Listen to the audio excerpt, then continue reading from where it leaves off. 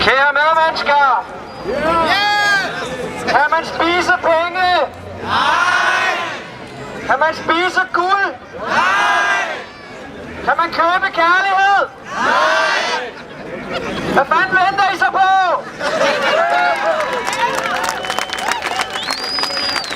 Hør i gang, kære venner. Vi har i mange år gjort tingene på nogle bestemte måder. Og vi har gjort det så lang tid, så vi har glemt at kigge på, hvorfor vi gør tingene, som vi gør. Jeg repræsenterer et stigende antal mennesker rundt omkring i verden, som agiterer for, at vi begynder at tænke os op. Hvis I går ind på den hjemmeside, der hedder zday.dk eller zdai.dk, så kan I få yderligere information. Det handler om, mine damer og herrer, det er ikke, hvilket politisk parti, der sidder og prøver at skumme fløden. Det handler ikke om, hvordan vi fordeler legetøjet i sandkassen.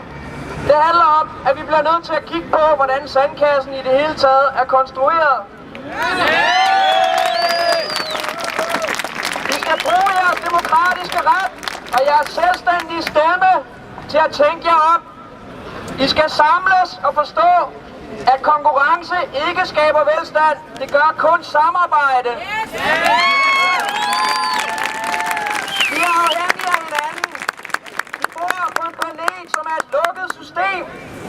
Den planet ved ikke, hvor vi lægger vores kunstige grænser. Den forstår ikke, hvad en race eller en religion er. Den er her bare. Vores succes afhænger af vores evne til at lægge os på linje med de naturlov, vi nu engang er en del af. Hvis vi vil have fred, hvis vi vil have frihed, så bliver vi nødt til at anvende en metode, der kan skabe fred og frihed. Det kan ikke nytte noget, at vi render rundt og ønsketænker os til tingene. Vi må gribe tingene pragmatisk an. Derfor håber jeg, at I vil tænke jer om og hjælpe hinanden og snakke sammen. Og lad være med at tro på alt, hvad I hører. Tak skal I have. Hej alle sammen, hej København, hej Danmark og verden. Jeg er her i dag for første gang i mit liv til en demonstration, fordi det er den første, der for mig giver nogen som helst mening. Det er første gang, at jeg hører nogen. Det er første gang, jeg hører nogen gribe fat nede under alle lappeløsningerne og alt pjatteriet, som politikerne snakker om, og snakker om, at der er noget galt med grundsystemet, som vi lever under. Og derfor er jeg her i dag. Det system er også det samme system, som har skilt fuldstændig rigdom i form af penge og rigdom i form af ressourcer. Der er overflod af ressourcer.